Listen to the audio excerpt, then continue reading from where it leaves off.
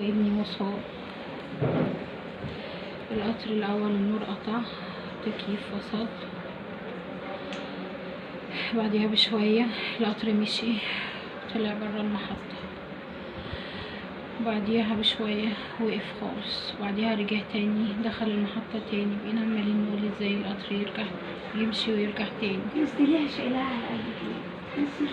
بعديها بشوية لقينا القطر ماشي بسرعة رهيبة، كأن في مطبات. بقينا نقول هو في مطبات في القطر. مشي يجي 5 دقايق ولقينا الشنط عمالة تقع فوقينا والقطر اتقلب. ناس جوهم قعدوا كسروا علينا القطر عشان يملولنا نفس برا. دورت على عيالي لقيت واحد سايح في دمه، تاني واقف جنبي. قعدت ادور على جوزي ملقيتهوش. شيء يقولولي راح راس الحكمة، وابني الاسعاف خدته ومشيت، معرفش خدوه راح بيه فين.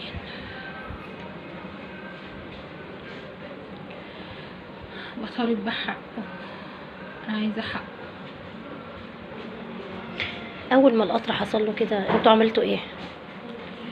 احنا ده كله ما كناش مستوعبين ان القطر هيتقلب. احنا مفكرين ان هو ماشي بسرعه، ما فيش قطر جاي مقابل له، ان هو ماشي سريع عشان ما يقفش كتير او نوصل بسرعه. مش في دماغنا ان القطر هيتقلب.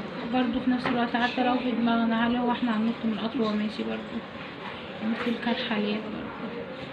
بس يعني ايه القطر يمشي ويرجع تاني؟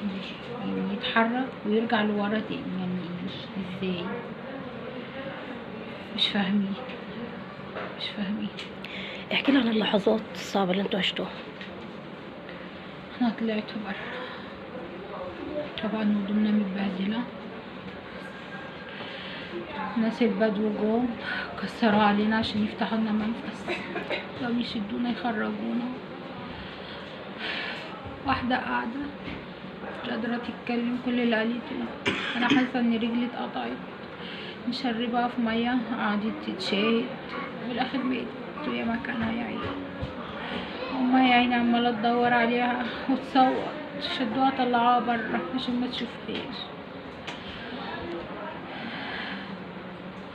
كان قعدت انده على جوزي ما شفت عيالي، قعدوا يقولوا لي خدي قومي اطلعي ابنك مصاب، ابني متخيط داير ما يدور. قعدوا يقولوا لي اطلعي بالعيال. قلت لهم طب انا عايزه جوزي الاول هطلع واسيبه. وانا سمعته هو نده عليا. كنت بصيلي بس عشان نده عليا.